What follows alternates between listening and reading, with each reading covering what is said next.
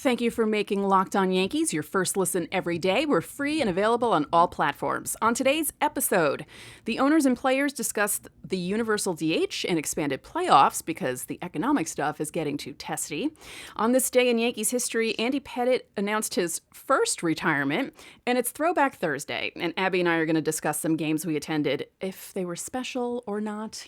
Could be just normal games because we don't have any games to watch now. All next on Locked On Yankees.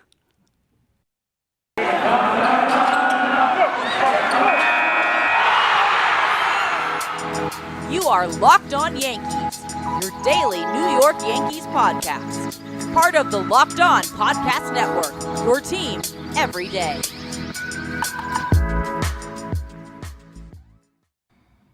Hello, everyone. I'm Stacey Gotsoulias, joined by my co-host, Abbey Mastracco. Abbey, how are you on this dreary Thursday in New York? I think the weather is making me tired. I did not manage my time well today. Yeah. And I just started doing laundry, and I had grand plans to be get up early, go to the gym, do a couple hours of work, do my laundry. I didn't do any of that except laundry. I've started that.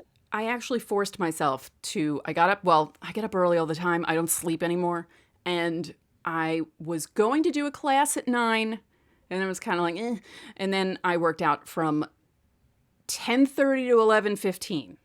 I gave myself 45 minutes. And I was like, if I get this all done before noon, I'll be happy with myself. And I was able to do it. And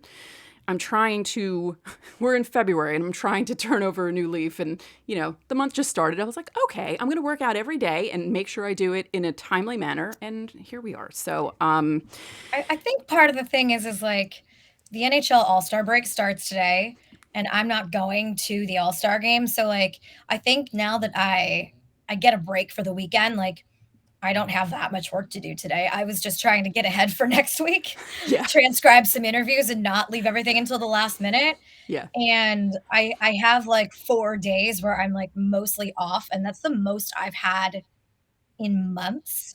I mean, I definitely had a few days off for the holidays, but they were not relaxing days off. And I was sleeping on an air mattress with my cousin at my parents' house, and my dad wakes up at 4:30 a.m. and he's the loudest human being on the planet in the mornings, just the most obnoxious morning person. So I think I just sort of my whole state of being was we finally have a break. We're going to crash. Mm-hmm. Yeah. Maybe that's it. Yeah. And my big Alex Ovechkin story came out yesterday. Last week I had to do, Hank's retirement ceremony. I covered a couple other games in the last week. And I think my body was just it's time to crash now. Mm-hmm. And my mind, maybe too. My mind has crashed. I understand your mind crashing. That happens to me daily. Now, before we get into everything, you can listen to us in Apple Podcasts, Google Podcasts, Odyssey, Spotify, Stitcher. You can subscribe to us on YouTube. Again, the next big number that I'd like to hit is Barry Bonds' home run total. We're inching our way forward. And if you have a smart device, tell it to play podcast Locked On Yankees. So I mentioned on yesterday's show the owners and the players met. Evan Drellich of The Athletic said it was heated, but of course it's going to be heated because they don't want to agree on any of the economic stuff. And they discussed expanding the playoffs and the universal DH. Now, personally, okay, there's a part of me that wouldn't mind the wild card round being expanded to 3 games like it was in 2020, because that was kind of fun. Yeah. I think the wild card round expansion, it was a good idea. Yeah. And part of the reason I do say that is because we're seeing a higher talent level, and one game just doesn't. Sometimes those wild card games have been there's been some really, really good ones. It's been a very effective format for a long time. So hey, let's expand it to 3 games. Why not? Let's see. Yeah. And I'm all for the universal DH. Yes, I do like seeing some pitchers hitting, but for the most part, most pitchers can't do anything at the plate, and it's an automatic out, and it's just it doesn't really do much to add to the game. And I know that they say that there's a strategy behind having the pitcher hit, and it's yes, there is some strategy, but it's just a double switch most of the time. We all know it's coming. Yeah. And sure, it's fun seeing Jacob deGrom and Madison Bumgarner get a hold of one every now and then, Right. but also, like, Jacob deGrom's elbow doesn't need the stress. I say that all the time about him. He's like a generational pitcher, and you don't want him to, he had issues this year, and every time a pitcher like him goes up to bat, someone who does know how to hit, I'm always worried that something's going to happen to them when they do that. Yeah. Speaking of double switching, I went to a Mets-Dodgers game in 2012, I want to say. And I decided to keep score for the first time in like 3 decades. I used to keep score at my dad's Little League games. I helped him out that way. And I hadn't done that in years. Why would I pick a National League game to do that? Do you know how many changes I had to make? I even brought the scorebook into the bathroom with me and was listening to what was happening and keeping track of it. Like, I had it open while I was hovering over the toilet and trying to figure out what was going on. Pencil Why would I or do that to myself? pen? No, I did pencil. I did pencil because I have gotten away from pencil because I just don't carry pencils with me. I don't buy pencils. I mean, let's be honest. I've been a beat writer for so long, like a traveling reporter, field reporter, that I would say 99% of my pens are free hotel pens. So, I'm sure what it saves me like $10 a year. I don't know how much pens cost. That's a really stupid thing, I guess, to say. But ask any of us. Like, if you walk into a press box, all of us are holding like Marriott pens. So I got away from pens from pencils just because I stopped buying them. But like, I was so adamant for years because I'm so OCD about like my handwriting. Like, if I write a letter and I don't like the way it looks, I will erase that letter. Oh, me too. I'll rip the page out and I will start again. My best friend does this too. Like, we joke about it all the time. We're so ODD. Like, when she writes me or OCD, when she writes me a birthday card, she will practice writing what she's gonna say on that, like on a piece of paper, and then she'll write it. Like, she has to get a practice round, and she's just as bad as me.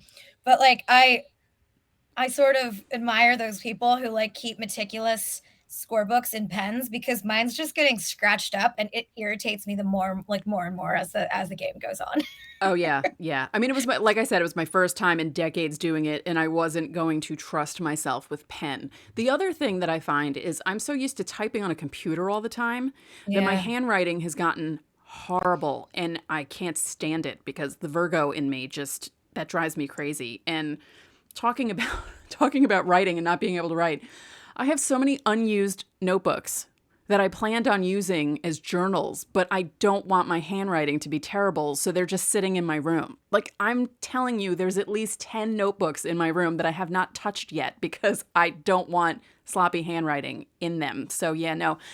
Pencil for me that first time, and then once I got used to keeping score again, then I would do it in pen because I was a little more confident in my ability to actually keep score. But that first time, I was asking my brother for help, and I'm like, wait, what do I do again? Because, a couple of decades out, your brain doesn't remember what the hell you're doing. And then when you get into it, it comes back, But yeah, that was why. I learned how to keep score in high school, like a really strange way. But like, look, it's helped me throughout my entire career. I was a sophomore in high school, and my friend Dana had a huge crush on a freshman. But of course, back then, like a sophomore and a freshman, like, I don't know about that. Like, she was not quite, so she signed us up to be the student managers for the freshman baseball team. And our history teacher, who I had freshman and sophomore year, was the freshman baseball coach. Dana didn't really do much to keep score. Because she just wanted to like hang out with this guy. I remember his name was Bryson.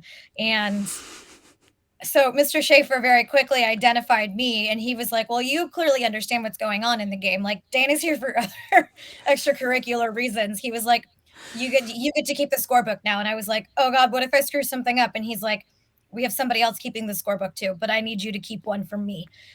So I had to sit there.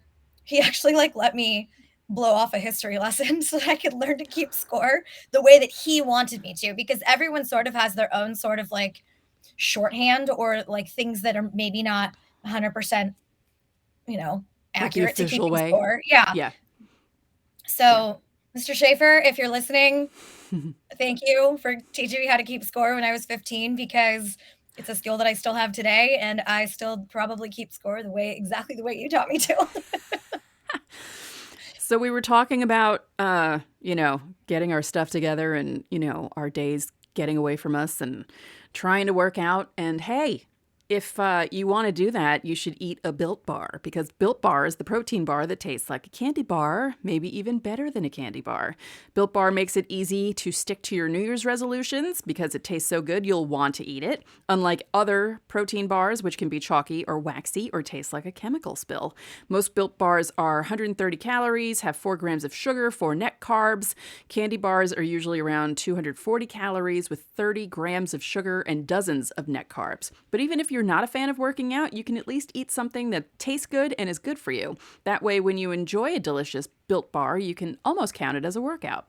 And there are so many flavors to choose from: coconut almond, peanut butter brownie, raspberry, cookies and cream, salted caramel, mint brownie. And they're always coming out with new ones. So check out Built.com often to see what's new. Plus, they have limited time flavors, so you have a little window to get them. Go to Built.com, use promo code LOCKED15 to get 15% off your order. Again, use our promo code LOCKED15 for 15% off at Built.com. Thanks again for making Locked On Yankees your first listen every day. We're free and available on all platforms.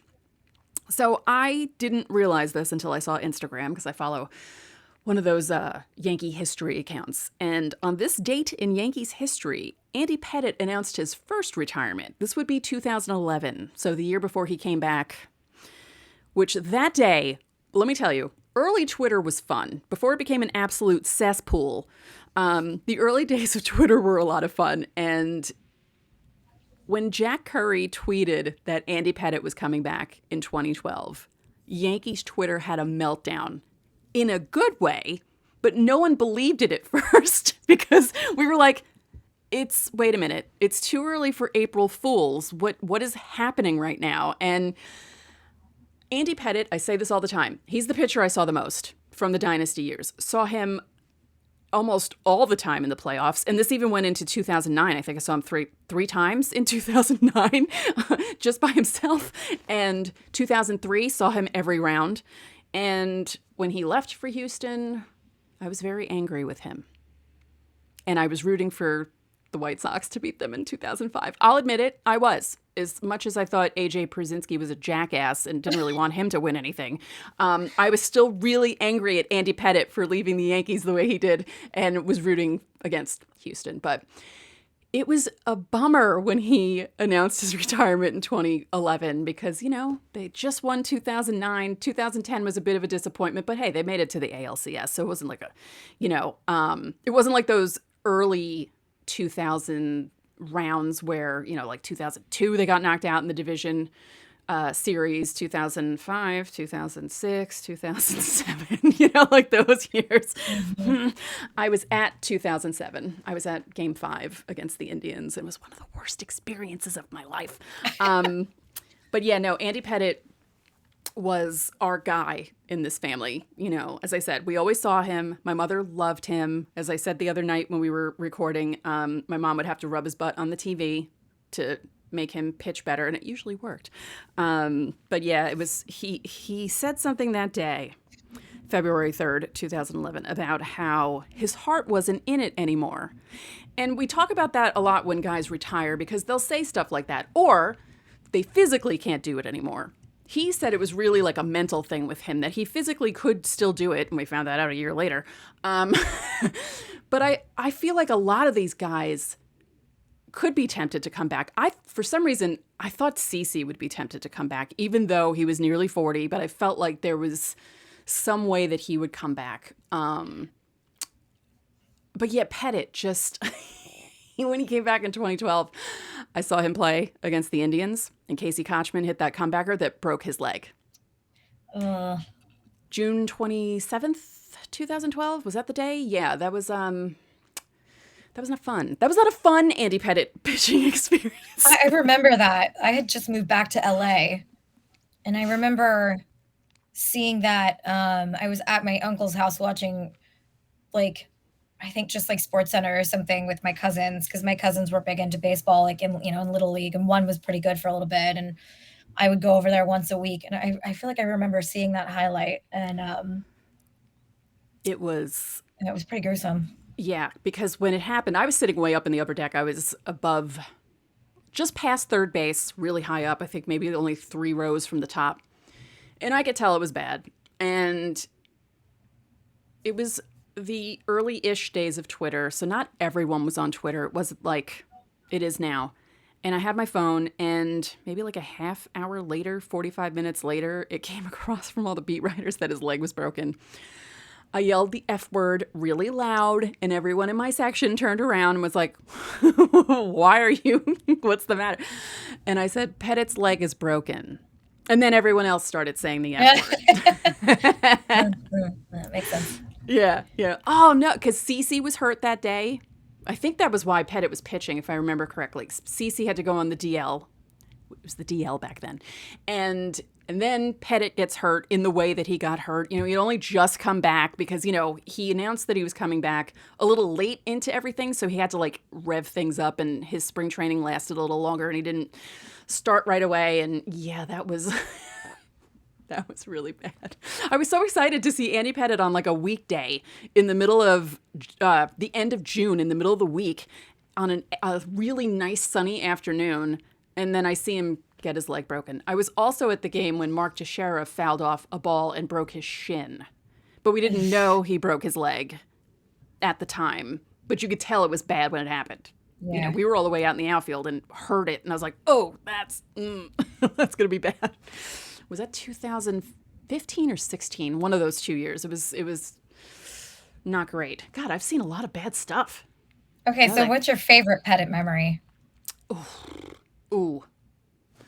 Oh, man. I would say every game 2 of 2003. I went to every game 2, and he pitched every game 2, and he won every game 2. And the Yankees lost every game 1. So it was kind of like, he was like the guy. Because game 2. Yeah, in the ALCS, Moose lost the first game, gave up a few home runs. It was a really ugly performance. And I say this all the time. I was a little crazy back then, okay? I was still I was still in my 20s. I still let baseball get a little too much for me. And Moose's performance made me bang my fist on a table, and I heard it.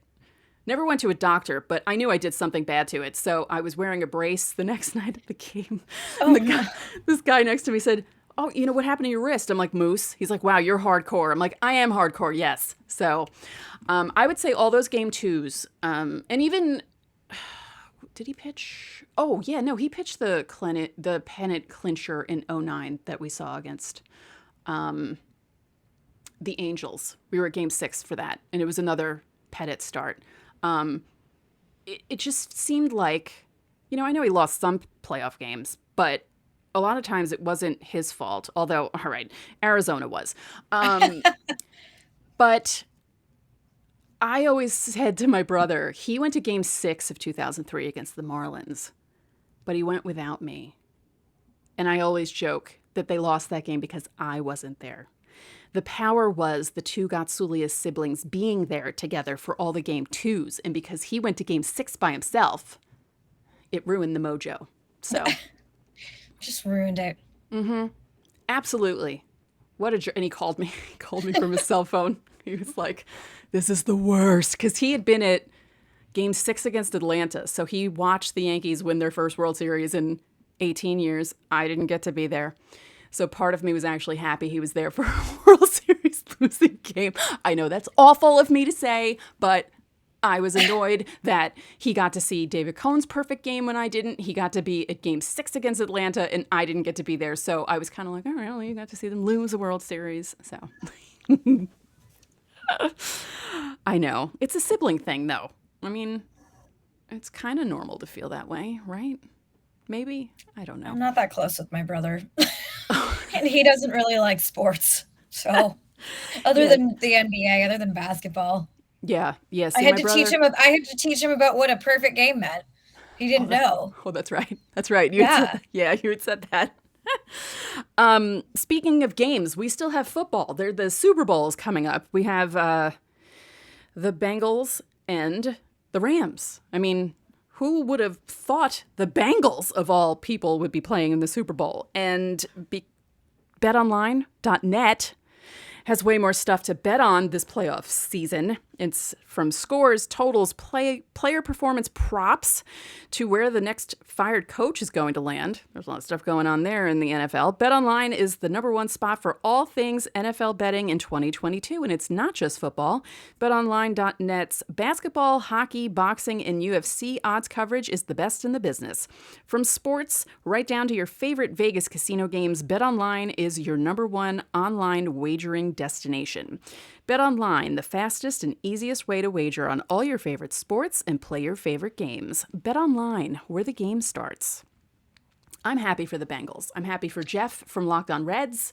He's a long-suffering Cincinnati sports fan, and part of me wants to bet on the Bengals, but I feel like if Burrow, I did, man, like, is there a cooler athlete right now than Joe Burrow? Like, in professional sports, is anybody cooler than Joe Burrow? Yeah. I look at the guy and I'm just like, man, you can pull off anything, any look, any sort of attitude. Like, he exudes cool, which is just a stupid thing to say. Probably proves that I'm not very cool. But Joe Burrow, man, he's just like the cigar after the game when he was at LSU was so iconic. And I just, the way he wears the turtlenecks. Yeah. And look, I have a lot of friends, obviously having lived in LA for a long time, who were very happy when the Rams came back. And I, briefly did some Rams events when they came back to LA as well. And I wouldn't say I got to know anybody on their staff very well, but in the interactions I had, they were very positive. And I have a lot of friends who cover the Rams. I'm rooting for the Bengals, though. It's like Cincinnati hasn't seen this in so long. Well, I think it's funny because they could have played the 49ers again, and they've only played the 49ers in Super Bowls. Joe Montana, my guy, when I was a kid.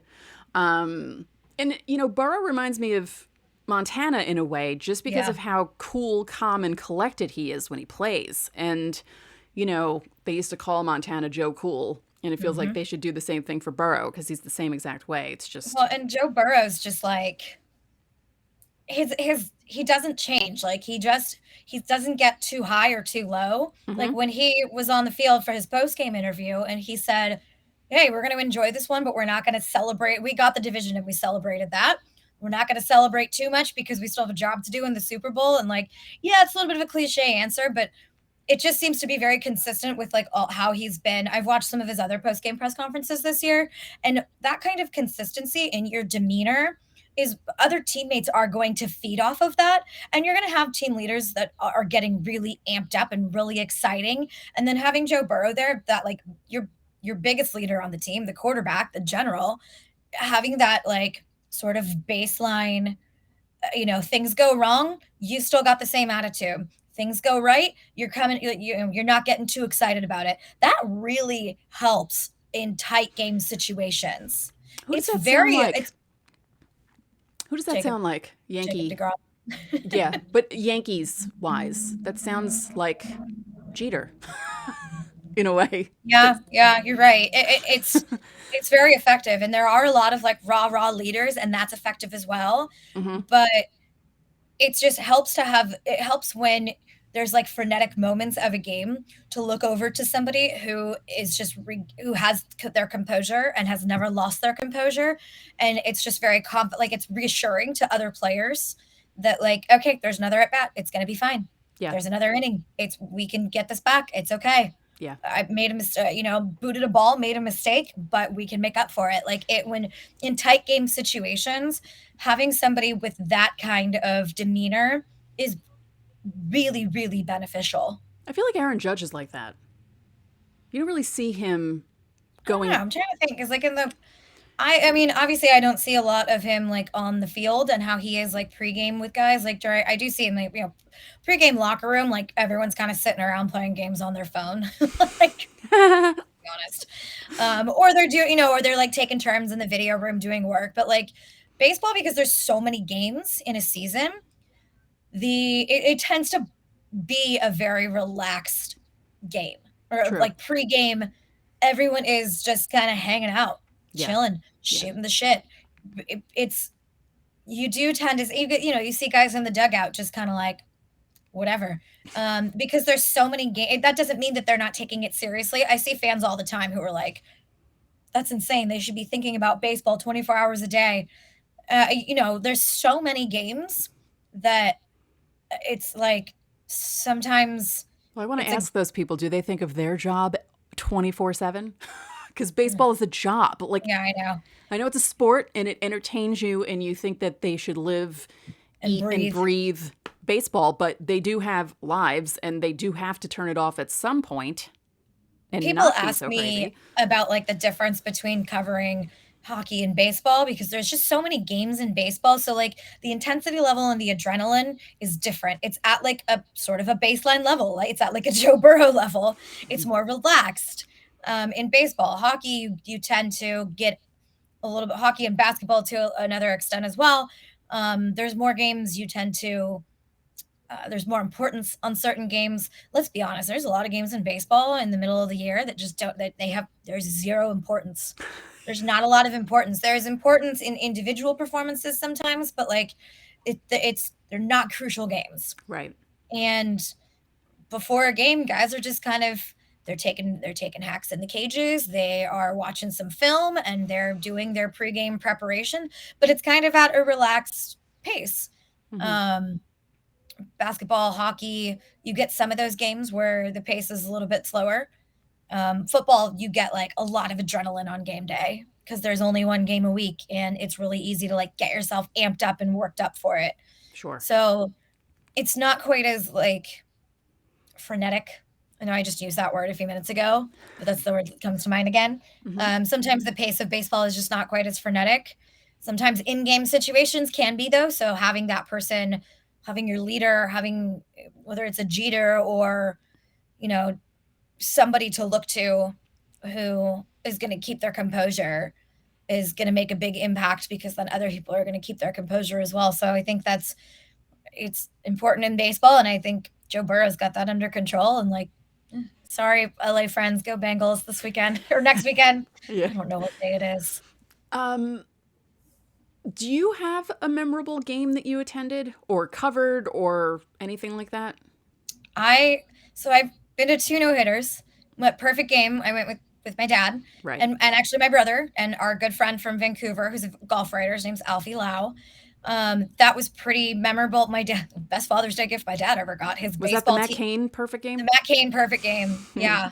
And then a few years later, I was in San Diego with my boyfriend, and he is also a big Giants fan. And we saw Tim Lincecum's first no-hitter, the one where he threw like an ungodly amount of pitches and like walked 6 guys, but he got the job done. Right. And he was like on the downswing of his career then too.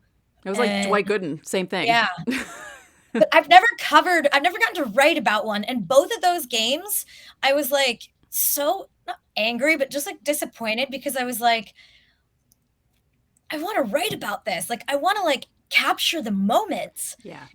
And that's how you know that like I very much enjoy my job when I do get to like hopefully capture those moments and make them like give somebody like a memorable story to write and like feel like they're there. Yeah. That's how you know that I like my job sometimes. There's other times where look, there's times when none of us like our jobs, regardless of what that job is. Oh yeah. But like I get really fired up for those things. And I was like, it's cool that I'm here in the stands, but like, I want to write about this. Yeah.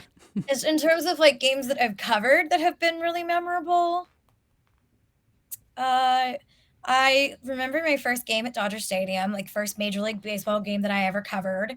And it was like, I've been to several games at Dodger Stadium, but it was almost like looking at the stadium and experiencing it in a different way. And like when you're there and you're at an empty stadium before, whether this is, and I still get this way, whether it's an empty hockey arena or an empty basketball arena or an empty baseball stadium, hours before the game, there's like this certain perfect calm and it's the first time I think I had really experienced that at like for a major league game, and it just struck me so different. And I can like sort of place myself back in that situation and how it like how the atmosphere felt. And it's just like this amazing sort of like serene, calm moment where you're looking out over this just like meticulously manicured field and they're kind of starting to set up for BP, but it's just like there's a little bit of excitement in the air and then it gradually builds, but that moment right before the excitement, it hit me like, oh my god, this is my first major league game as a reporter, and this is what I've wanted to do for as long as I can remember, was cover Major League Baseball. This is so cool that I'm here finally. Like I'm actually here at a major league game writing about it, and I get to write about whatever I want in this game too. This is so great. But then I had to find my way around the stadium, and I had very detailed instructions from my friend John Rosen, who at the time was working with me at Fox Sports West. Now he has a hockey Substack and he does some work for the Hockey News, and he used to work for the LA Kings. He's great. Also, just a huge diehard Dodger fan. Like getting to the parking area, you have to know where you're going, and it's easy to get lost. You have to like turn down the like a one way, like going the wrong way at one point. And every time I pull up the Dodger Stadium now, still I remember the instructions he gave me. And then he gave me one of the best pieces of advice that anybody has ever given me. Just follow the path. Just follow the herd when it comes to getting down to the dugout and to the manager's office post game. This is still the piece of advice I give young journalists who are covering like hockey or baseball for the first time, because I don't always know how to give great instructions on how to get to the locker rooms. So I say, just follow everybody else. Yeah. Just follow everybody else. And I, got into Don Mattingly's tiny little office. We're all crammed in there. And I was so scared to like ask a question and sound stupid. Right. And at the end, I did. And I probably sounded like so meek. And he gave me a really great answer. I can't remember what I even asked, but he gave me a really great answer. And it was like so encouraging. It was there was nothing special about that game. The Dodgers won.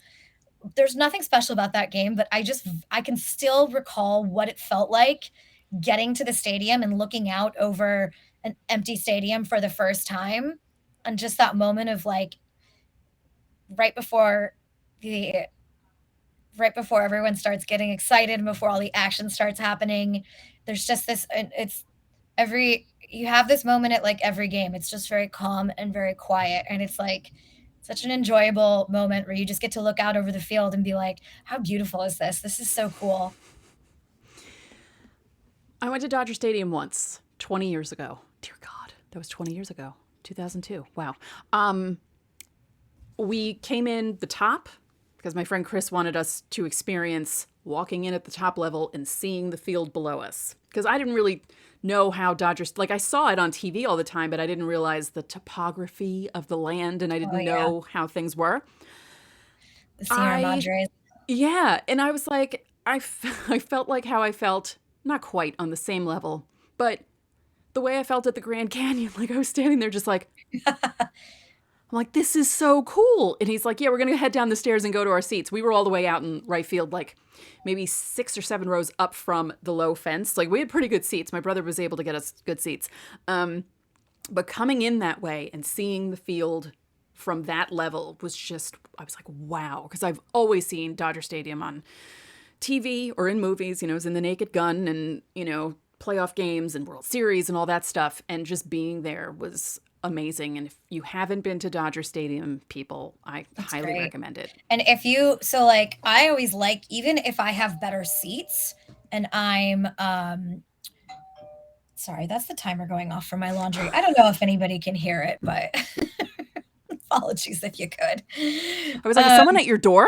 No, it's just the timer going off for my laundry. I need to go get it out of the dryer. Yeah. So I like to go in through the top deck because before you enter into the stadium, and even there is a place on the top deck still in the stadium, you turn around and you have this absolutely incredible view of downtown LA. Yes. Because you're at the top of a hill at Dodger Stadium. You have such an amazing view of downtown LA. And then you enter into the stadium, and if you go left, so you're entering through the top deck, there is a point where you can see the Hollywood sign. Yeah. There's a place you can see the Hollywood sign from Dodger Stadium, and just the hills, and you get the most gorgeous sunsets.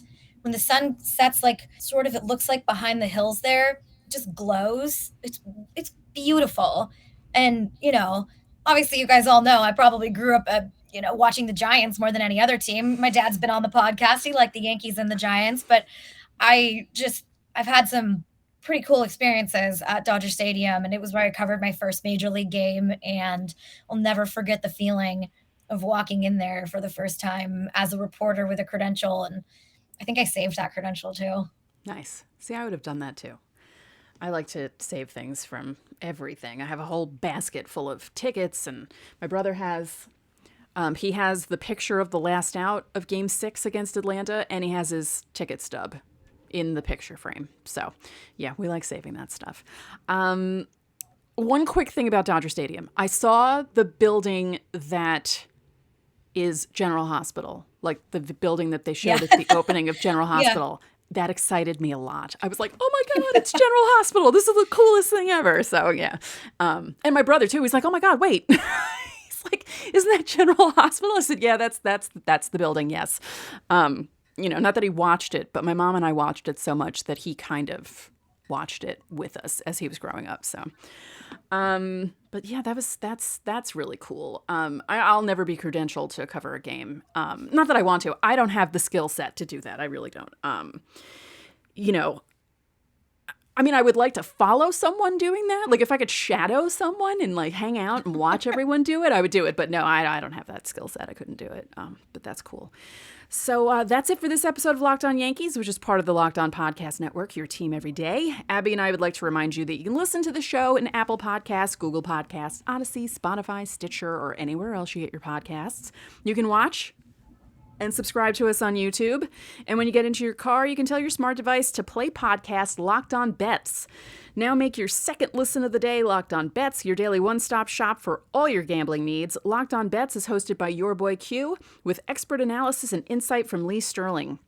One more thing, if you could be so kind, please rate the podcast and spread the word about this podcast to your fellow Yankee fans. We would really appreciate it. So tomorrow is going to be called Freeform Friday, and we'll figure out what we're talking about then. It should be fun. So enjoy your Thursday, and we'll talk to you all tomorrow.